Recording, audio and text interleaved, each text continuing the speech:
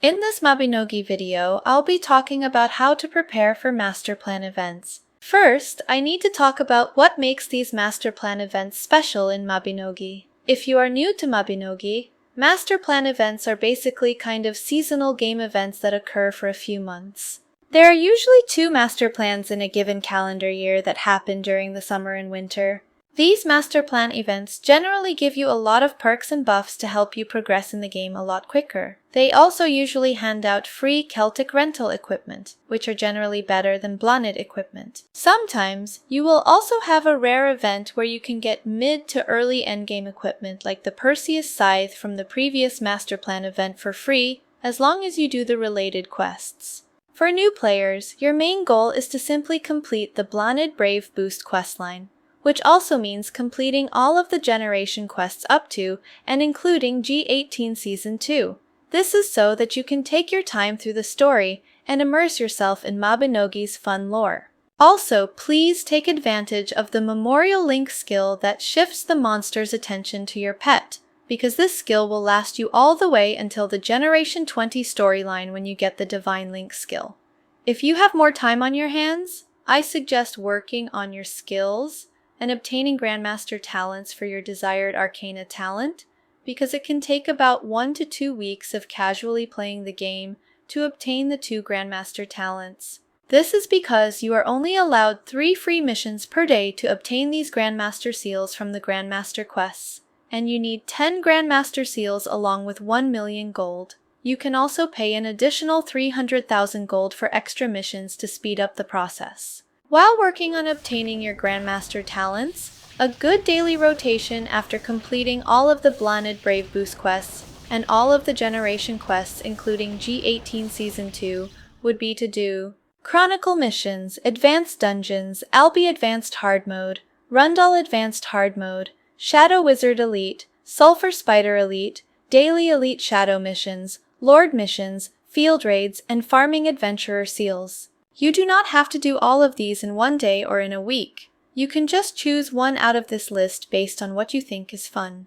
The Celtic weapons obtained by going through the Chronicle missions provide you a free rank 1 reforged Celtic weapon with forgiving special upgrade mechanics, which provide a cheaper route of progression in the game. Again, I highly recommend choosing a Celtic weapon based on the Arcana talent that you will stick with for a while. To simplify the whole red versus blue special upgrade debate without going into the nitty-gritty details, for new players, ideally, you are going to want to use blue special upgrade stones and get your Celtic weapon up to at least a level 6 blue special upgrade for consistent damage. Once you have obtained the 2 Grandmaster talents related to your desired Arcana talent, you can now unlock them by talking to Laware and do some of the associated quests to incorporate the skills in your skill rotation. At this point, a nice goal to have would be to reach Arcana level 10. Before I forget to mention this important piece of information, if you go to your character window, you will see a section called Potential. Per the wiki, once you reach a cumulative level of 1000, this feature will be unlocked in the game. The potential system gives you free items like rebirth potions, equipment boxes, Soulstream inventory expansions, stat points, and etc. I highly recommend saving as many rebirth potions that you have obtained from the potential system as long as they do not expire. This is so that you can take advantage of the Master Plan events perks and use it to power level your Arcana level during the Master Plan event's duration, which effectively maximizes the rebirth potions use. In the meantime, try to use forgetful potions that you can get from the Dungeon Guide shop instead of the rebirth potions you get from the potential system to grow your character. Completing Albi Advanced Hard Mode, Rundal Advanced Hard Mode, Shadow Wizard Elite, and Sulfur Spider Elite are some examples of where to find vouchers to buy your forgetful potions for the Dungeon Guide shop. Here's a brief summary of what to do for new players to prepare for the Master Plan event. Feel free to pause this video at this point. The reason that there is a lot of emphasis on completing the Blonid Brave Boost storyline and the storyline missions is so that you can take advantage of the time to train certain skills that can take super long to level up, have more opportunities to make gold in the game, and really maximize your time taking advantage of all of the perks that the Master Plan event has to offer, instead of being stuck trying to get through these long quests. So, what about early mid-game and mid-game players? The Blanid Brave Boost questline should have already been completed, and Generations 1 through Generation 18 Season 2 should also have already been completed in the game. The next goal will be to complete Generation 19 through Generation 23, skip Generation 24, and do Generation 25 to obtain divinity skills and important techniques, as well as unlocking Tech Do-In missions. Why skip Generation 24? Generation 24 is not as important as Generation 25 because Generation 25 gives an important technique to debuff monsters for players that use magic attack. The techniques given in Generation 24 are rarely used in content. Feel free to complete Generation 24 at a different point in time as well. At this point in the game, you will also obtain a quest to do Crombass. Make sure to complete the quest so you can start setting up parties for Crombass 30% and start farming for Nightbringer materials. Additionally, you have a chance at obtaining a Grumpy Cat's Marble, which costs several 100 million gold. Ideally, you should also try to obtain Arcana level 50 before the Master Plan event, so you can complete the questline to unlock Glenberna and take advantage of the extra run for the week during the Master Plan event. But this is completely optional due to the lack of availability of rebirth potions. You can, however, use forgetful potions obtained at the Dungeon Guide shop to speed up the process. Once you're at this point in the game, skill debuffs, music buffs, and potion buffs will start playing a larger role to clear these difficult missions, so understanding how these work will help you out in the long term to make up for the missing damage. I recommend going to Ball Puncher's channel for a better understanding of how that works. A daily rotation in terms of priority would be to max out the usual 15 runs a week doing Tech Do-In missions first and doing some Crom 30% runs.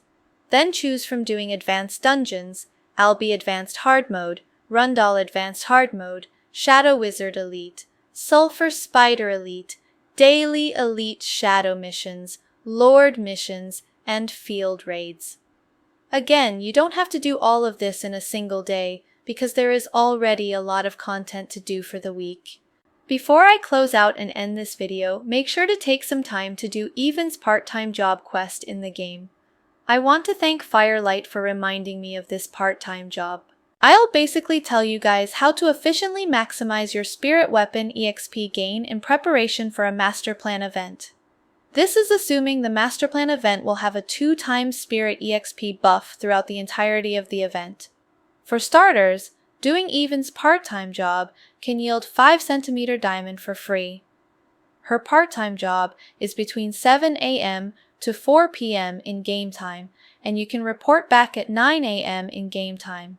A convenient tip is that you can create a reminder for yourself by putting an in-game alarm for Evan's part-time job by pressing O, changing the times to the start of the part-time job, and putting a quick note. Afterwards, you are all set to start doing Evan's part-time job. Once you start doing Evan's part-time job, you can either choose to sell the diamond for gold on the auction house, use the diamonds now on your Spirit Weapon, or hoard the diamonds you get from her part-time job, and set yourself up for success during the Master Plan event. How would this set yourself up for success during the Master Plan event?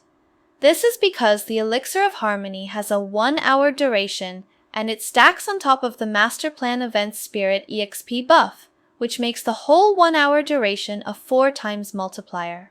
This effectively maximizes your Spirit Weapon EXP gain and speeds up your progress in the game. Therefore, I recommend saving all of the diamonds you get from her part-time job and wait to power level your Spirit Weapon during the Master Plan event. However, if you cannot obtain an Elixir of Harmony, you should still receive a 2x Spirit EXP buff during a Master Plan event, which is worth the wait. That's it for this video. If you guys found this video useful or informative, please subscribe, like, or share this video. Thanks!